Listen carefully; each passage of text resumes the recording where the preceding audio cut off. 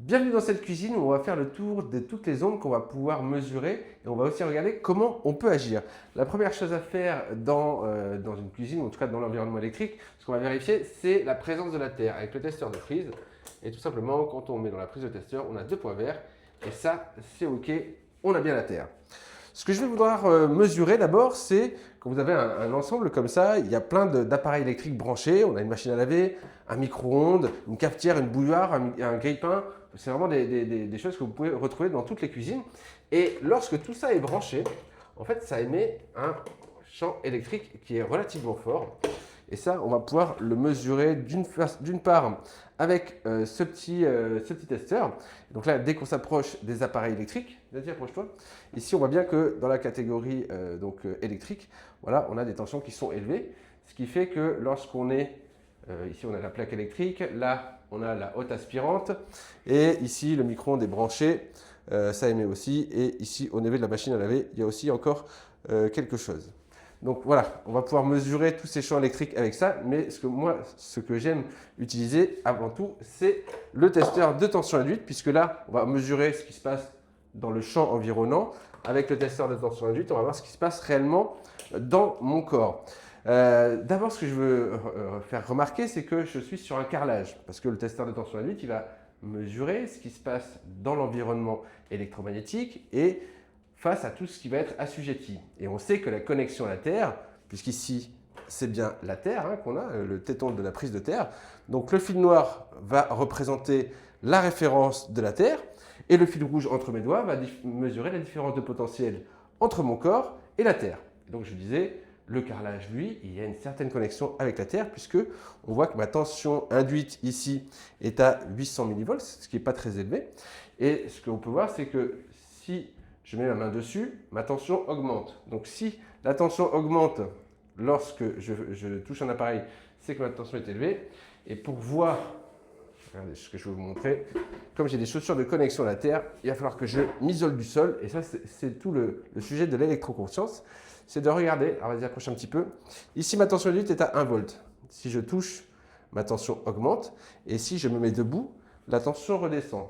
Ça veut dire qu'il y a une certaine conductivité avec la Terre et c'est une chose à prendre en compte lorsqu'on fait des mesures. Car effectivement, eh bien, la tension induite qui va être générée par la plaque, si je me connecte à la Terre, la tension redescend. Donc à chaque fois, ça va être quelque chose qui va permettre de nous montrer qu'effectivement, par exemple, la haute aspirante, vas-y approche-toi, la haute aspirante, dès que je vais la toucher, là, la tension elle augmente jusqu'à 3 volts. Ce qui veut dire que la haute, elle, n'est pas reliée à la Terre. Alors, là, la solution, on peut agir, on va voir plusieurs choses.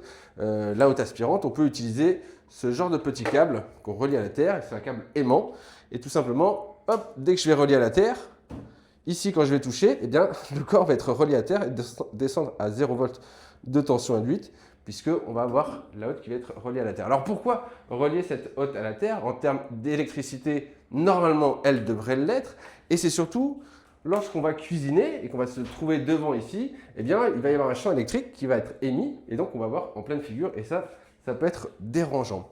Concernant, on va regarder un petit peu ce qui se passe avec la plaque vitrocéramique. Alors pour mesurer ce qui se passe avec la plaque vitrocéramique, pareil, on va utiliser ce testeur et on va bien voir qu'ici, dès qu'on s'approche, le champ électrique, il est là.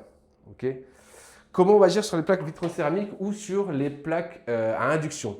Alors, les deux vont émettre un champ électrique. La plaque à induction, elle, va émettre un champ magnétique. Le champ magnétique est beaucoup plus difficile à pouvoir être coupé, mais le champ électrique, lui, on va pouvoir le couper grâce à ce tablier anti-ondes.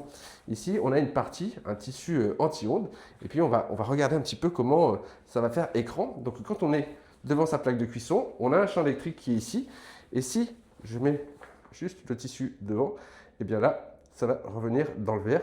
Donc on voit bien l'efficacité du tablier qui va nous protéger face au rayonnement du champ électrique. Ça sera le cas aussi avec la plaque à induction, mais pas totalement sur le champ magnétique qui va être émis par la plaque à induction. Ici, on a un micro-ondes. Est-ce que j'ai besoin de vous expliquer pourquoi il ne faut pas utiliser un micro-ondes? Alors d'une part, pour les ondes, bon, on va quand même regarder un petit peu ce qui se passe avec le micro-ondes. Ici, je suis dans un Airbnb.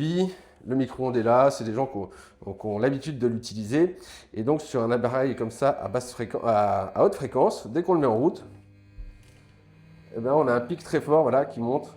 Et on arrive à 34 volts par mètre, ce qui est très élevé.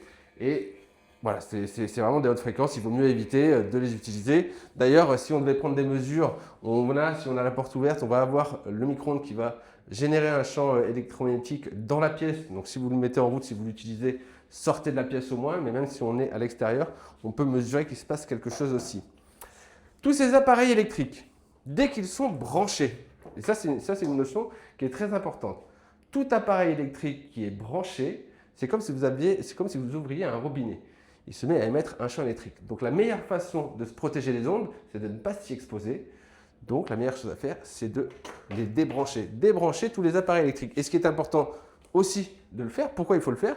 Parce qu'ici, on y met les fruits et les légumes, et les fruits et les légumes sont pleins d'eau, comme notre corps, et quand ils sont assujettis aux ondes électromagnétiques, eh bien, toutes ces molécules d'eau vont être impactées, elles vont être stressées. Donc après, quand on va les manger, c'est pas terrible. Moi, le petit conseil, vraiment, quand je vois un plan de travail comme ça, ici, c'est bien, on a de la place, mais quand on cuisine, la bonne façon de faire, c'est surtout soit de se mettre ici parce qu'on n'a pas d'appareil électrique et qu'ici, on a tout débranché, soit de se mettre directement sur la table qu'il y a derrière pour pouvoir cuisiner et s'approcher de temps en temps de la plaque pour pouvoir tourner des légumes. Et à ce niveau-là, le corps sera beaucoup moins impacté, donc c'est très important. C'est d'ailleurs aussi pour ça que je mets ma carafe d'eau juste ici, parce qu'au moins, elle ne va pas être assujettie au champ électromagnétique et on va avoir une eau qui sera beaucoup plus calme. Qu'est-ce qu'on peut regarder ici aussi? Ah oui, on peut regarder à partir de cette prise, on va voir ce qui se passe, au niveau du Dinky. Le Dinky, vous savez, au niveau de l'électricité sale, tout ça est mesurable et à partir de ces prises, on va pouvoir mesurer ça. Donc ça, c'est un EMI-metteur qui va mesurer l'électricité sale qu'il y a dans l'environnement, enfin en tout cas dans tout le circuit. Donc l'électricité sale se trouve, comme les ondes de Dinky, dans l'ensemble des câbles du logement. Et donc ce sont des petites ondes qui agissent sur les grandes ondes du 50 Hz. Donc en branchant tout simplement cet appareil, on va mesurer la pollution. On est ici à plus de 600 millivolts, ce qui est une mesure assez importante. Et donc on utilise des filtres pendables, on avait déjà entendu en parler, qui vont tout simplement, quand le courant va passer à l'intérieur, eh bien ça va réduire l'intensité des petites ondes sur les grandes ondes, ça va agir comme une éponge. Et tout simplement quand on va le brancher, hop, quand on en branche un déjà, on va réduire quasiment de moitié la pollution. Et donc on peut encore diminuer en branchant un deuxième. Et là, on arrive à une mesure qui est très satisfaisante. 70 millivolts, c'est une mesure qui est quand même très satisfaisante. On pourrait en mettre un troisième. Si on n'a pas de place ici, on pourrait choisir une autre prise de la maison. Et ça permettrait de redescendre encore un petit peu. Donc ça, c'est vraiment très facile de pouvoir agir. Et c'est aussi très facile de pouvoir mesurer. Et tant que j'y suis, je vais vous montrer ce qui se passe avec le téléphone portable quand il charge. Alors, je n'ai pas le chargeur, mais quand même, ce que je vais vous montrer, c'est surtout ce qui se passe quand on utilise ce chargeur qui est connecté à la Terre et qu'on va utiliser ce petit appareil qui va pouvoir nous montrer qu'à partir de ce câble, ici tout le long du câble, on n'a aucune mesure de champ électrique et lorsqu'on met son téléphone en charge, eh bien là aussi, on n'aura aucune mesure de champ électrique. Vous le savez, les chargeurs de nos téléphones, ils ne ressemblent pas à ça. Ils ne sont pas connectés à la Terre et il est très important de pouvoir utiliser ce genre de chargeur connecté à la Terre.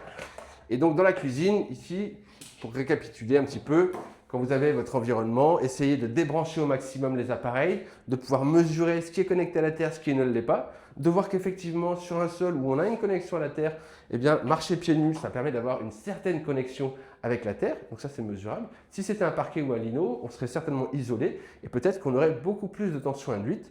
Et donc c'est pour ça qu'il est aussi important de pouvoir mesurer pour pouvoir réduire toute cette pollution dans le corps. Et ça c'était simplement la cuisine. Alors on a le frigo qui est ici. Le frigo, s'il y avait juste un conseil à donner, vas-y, passe par là. Le frigo qui lui aussi est un appareil électrique, on va mesurer un champ électrique.